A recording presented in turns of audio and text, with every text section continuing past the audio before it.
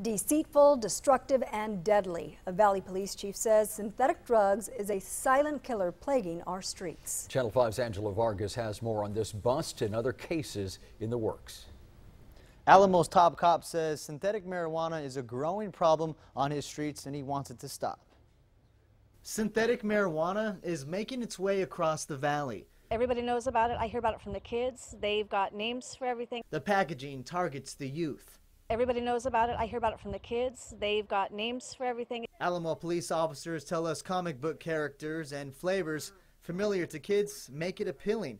McAllen mother Kimberly Harper has 7 kids and 3 of them are teenagers. She's concerned the dangerous drug could end up in her children's hands. It's very scary how close it is, and you hear things and like there's stuff close to us, but we have to just try to avoid those areas. Harper lives down the street from where the latest arrest of synthetic marijuana took place. It's scary because things can happen and your kids, what if they're riding a bicycle down the street, and it happens to be a bus at that time. No idea about this transaction happening. Eric Vasquez and Luisa Alonso were charged with possession with the intent to distribute the drug. Synthetic marijuana, a lot of people add things like Raid and a lot of other chemicals to them.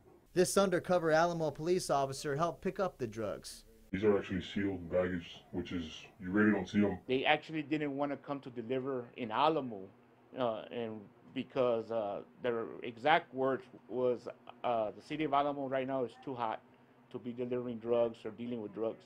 So our major crimes unit actually convinced them to deliver at the Jack in the Box parking lot in San Juan. You have the right to remain silent. You're not required to make a statement. The arrest of Vasquez and Alonso led police back to their home where they found more synthetic marijuana and thousands of dollars.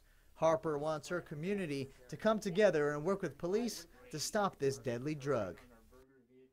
Alamo Police Chief Castillo explains this is the largest seizure of synthetic drugs so far this year. In the Channel 5 News studio, Angelo Vargas, Channel 5 News at 6. And Channel 5 News looked into synthetic drugs in our special report, A Deadly Synthetic Recipe. Alamo Police Chief Adelio Castillo explained about the side effects of synthetic drugs.